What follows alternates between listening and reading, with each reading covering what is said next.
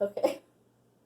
All right. Okay. Here we are on This is number 11. 11. 11. Chapter 11 All right, of chapter Inclusion 11. Done Right. Welcome back in. Excited to have everyone here, and Yeah. we have a special guest with us today, and that is Ethan. Hello. Ethan is going to be, we're going to be chatting with Ethan today about some really fun, cool things. Mhm. And just as a reminder, I know most of you probably already watched when Ethan was with us here at Coyote Springs and part of our Read Across America. And he came in and did some fantastic reading for us in the classrooms. And the students enjoyed him so much that Ethan and I had an opportunity to chit-chat and kind of led us into the direction of getting him to volunteer here at Coyote Springs. Right. So he went through all the proper channels and got all the, fingerprint clearance and background checks. And now here he is volunteering. So how many weeks have you been coming here on a volunteer basis now? I think I've been here like 4 or 5 weeks, maybe 6. So he's Not been long. Almost 2 months. Yeah, but what he does now is he's coming every Wednesday to be with us, and we've kind of built in a schedule for him that he goes around to each of the classrooms, and he does a lot of small group, or one-on-one reading with the kiddos. I know you've done some Braille for some of our teachers too. Tell us a little bit about that. About me giving them Braille? Yeah, so what have you done with that? So they wanted me to make a sign for their room that was in Braille, like the alphabet and inspirational quote, stuff like that. So I made them a Braille small poster with a little quote at the bottom. And right now I'm working on, as soon as I get the supplies, a bigger poster that has the whole alphabet on it, and they can move the letters around and make their own words. Oh, cool. Is that awesome? So cool. That's so cool because our kids are. We're all interested in this process of learning about Braille and the diversity that's happening at Coyote Springs. So we're super excited that Ethan has been here and is now being a part of our family here at our school. So thank you. Thank you. Hey, I want to thank you guys for being so gracious because we've already done this once. and let's just say someone, I don't know what happened, it didn't record. So this week we're brought to you by Dutch Bros. That's right. Because Bros, that's right. It's Dutch not brothers, Bros. it's bros. Dutch Bros. So Thanks to Cindy, so she was, kind of making up a little bit for the time. Yeah. But we had a great time. we with that did, and conversation. It actually, was if there's super one fun. person I would love to interview again, it's Ethan. Hey, so I'm always he's willing. a kick. We had a blast, We even though did. you didn't get to see it. I know things were falling down behind us. Oh, that was so funny. And so this week, Ethan and I know Candace didn't get the memo, but we We're superheroes. transpired. She's Yeah. in her alter ego. Yeah, that's it. Clark Kent, Superman. Clark Kent, Superman. We'll take that. Yeah, exactly. So Ethan, tell us a little bit about yourself. Tell us who you are and what you have experienced for your education coming up from K through 12th grade. All right. So I have been homeschooled my whole life. Still am being homeschooled. And I was visually impaired. We don't know if I was born that way or if it was happened when I was 3 when my parents noticed that I was not getting out of the car, my grandpa's car, when we were in upstate New York where we used to live, going sledding. I didn't want to go sledding. They had me checked out and they found out that I'm visually impaired, legally blind, which was a shock to them. I'm sure. I'm sure. It's not like my kids, Down syndrome, you'd see it right there. You're like, oh, that's normal. Yeah. Yeah. So how did you, when you first found out, how did you feel about it and what did you do to adapt? Honestly, when I first found out about it, I was maybe 4 or 5 years old, and I didn't know I was blind. I thought everybody saw what I saw, because I have some vision. So I'm like, no, I'm not blind. My mom goes, how many fingers am I holding? And I'm like, so many. And she's like, how many fingers am I holding? I can't tell. And she's like, Ethan, you're blind. I'm like, I'm not blind. I didn't understand then, but it's gracious that I was blinded at a young age, because that way I was able to adapt quickly. So did you start off by learning Braille then? Is that how you began reading? Yeah, then when we found I was blind, I pretty much just hit the train learning how to read Braille, which looked like I was like 4 when I was learning, so. Oh, well, that's good. Yeah. That is super Yeah, and you were homeschooled, you said, so. I had tutors come over to teach me Braille, Okay. and someone who would take me out places for orientation, which is what I use my cane for. Gotcha. So, and then, what led you to be able to want to come in and read with the kids here at Coyote Springs?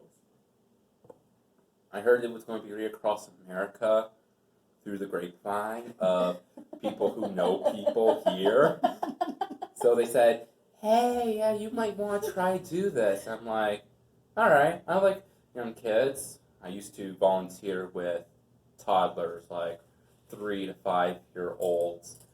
One time when my mom was volunteering at a different group, I was the only one in the little room with the kids. The other adults were in the next room, like over a candy bowl, and all the kids were just like hanging off me, tackling me to the ground, and my mom goes in and says, you're on your own. And I go, Great mom.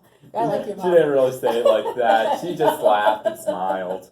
But I think, I mean, one of the things that I see with you is that you are really a natural when it comes to interacting with kids. It's some people it doesn't come naturally. It's kind of an awkward thing. But with you, even saying with the kids that young, they naturally gravitate towards you, and it's the same here. Right. They just love the interaction. They love having you here. They love working with you. I mean, not to mention the fact that you're just a fun guy, right? Fun. It's funny Yeah. how kids are like animals in the sense of they can tell when you're afraid, and they can also tell when you're an interesting person. So kids will just come up to me, like, they give me little side hugs and stuff like that. That they like sneak up behind me and give me hugs, and I'm like, can't see that one coming, but okay. But you know, that leads us to like the whole how to interact with individuals that, you know, might have special needs. And we talked about this last time before we didn't record. But, but we're not going to mention that. So what are some things, you know, there's obviously some things that your needs are different than the needs of somebody who has strong vision. So what are some things that you would appreciate the seeing world to help you out with? Before I say it, would you please make sure we're still recording? I want to make sure we're Because still if we're not still recording, Yes. Okay, good. We're still recording.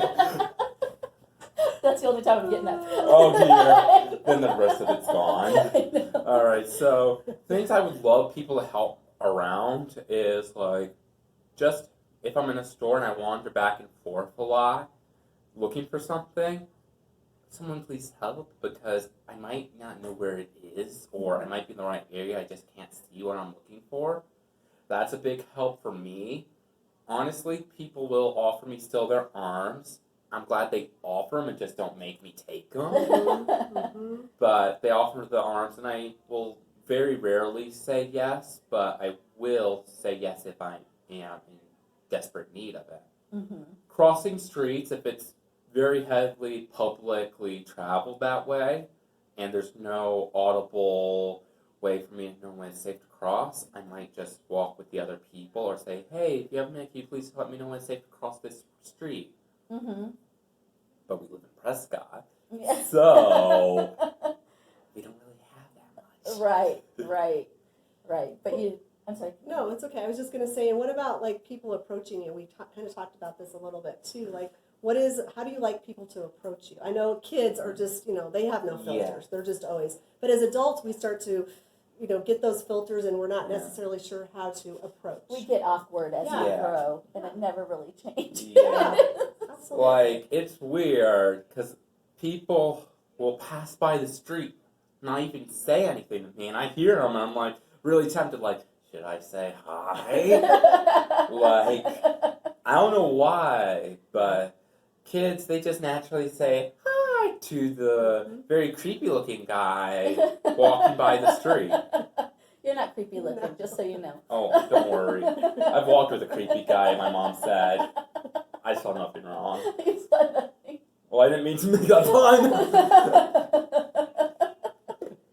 But you're okay with people approaching you and Mhm. coming up to you and say, "Hey, do you need any help?" Right. Or, how's it As going? long as they don't, like, come up right behind me, go, Yeah, grab you and like, surprise grab, you. or, like, tap me on, like, quietly come up behind me, tap me on the shoulder.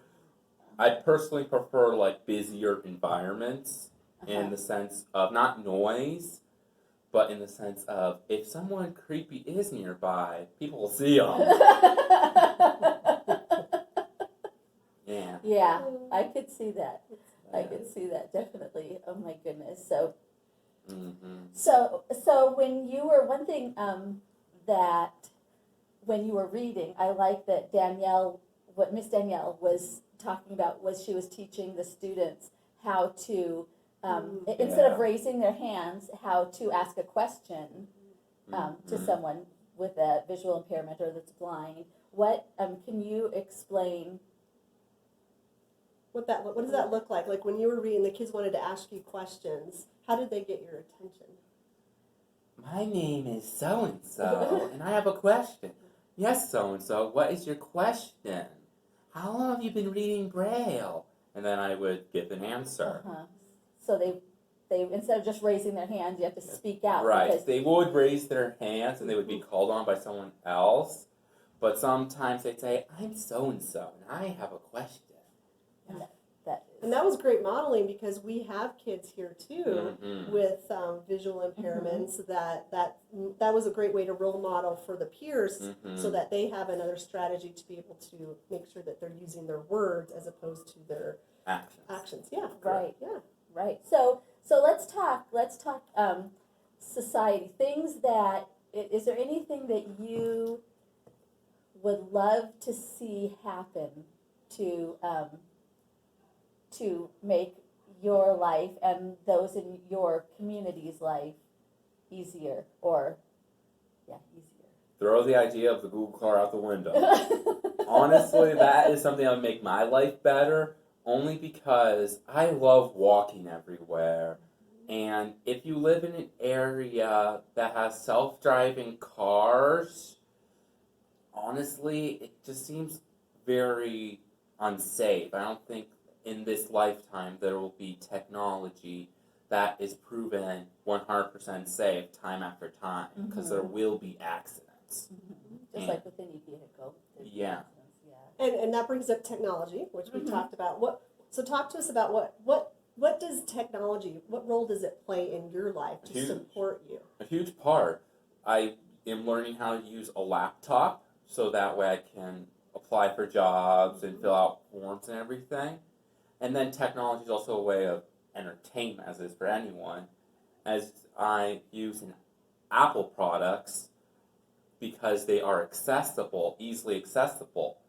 Now, this is one of the sad reasons that I have to use Apple, because Apple is extremely expensive. Now, if there were other companies like a Samsung and Android, if you guys made some accessible features that were just as good as an iOS features, that would maybe raise your sales in the disabled community. And Apple, if you're watching this, I don't know if you would be, but if you are watching this, please lower your prices down. Like, the new features you add on your newest phones are like from 2 generations ago. Why am I paying more for something that I can get for cheaper? So I'm just curious, what are the things that you use that you're speaking of that help you, like with Apple? What? VoiceOver is the main thing, where it can read text on websites or read my emails, read text messages. It helps me a ton. Siri, which every company has a virtual assistant nowadays. So a virtual assistant is really good. Like if I'm trying to think of what character looks like, for example, I'm trying to remember what color scheme they were if I'm trying to draw a picture of them. I could say, okay, show me pictures of such and such. And then it would pull up images, and then I can draw whatever I need to draw, or use it for whatever I need to use it for.